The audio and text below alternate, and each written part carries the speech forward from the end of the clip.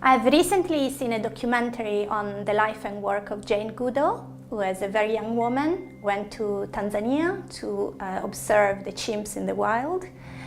And her determination really reminded me of my greatest role model, who is my mother, because she also as a young woman did a lot to pursue her love of knowledge. In her case, it was love of literature.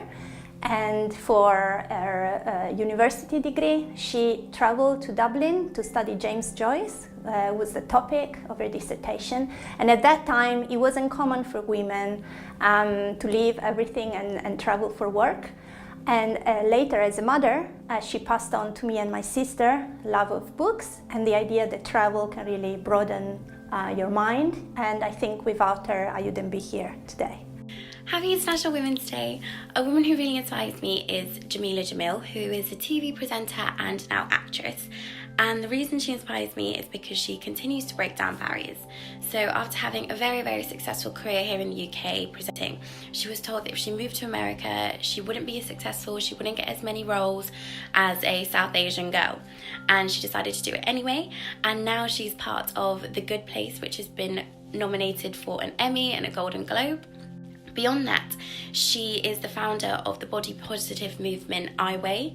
And so she started I Weigh to encourage women to think beyond just their weight and their appearance, to think about the qualities that make them amazing. You know, women are not defined by how we look.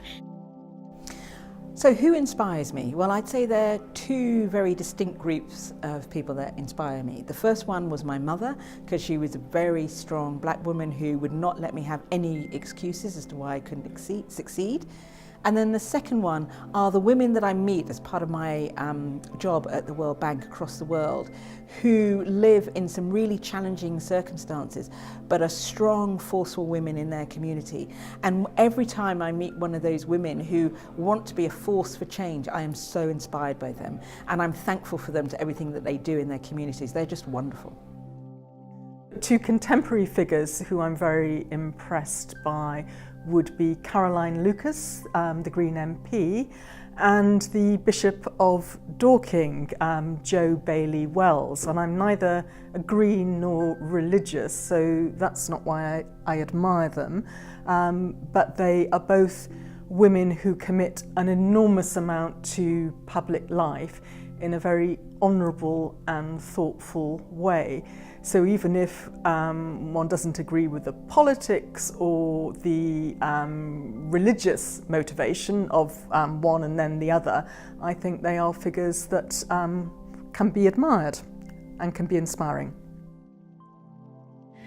There are many women that inspired me, including my mother, but I would like to focus on a person that made drastic changes for quality of life, for health, and for politics, and this is Rita Levi-Montalcini. She's a Nobel laureate. She created new cures for neurological disorders.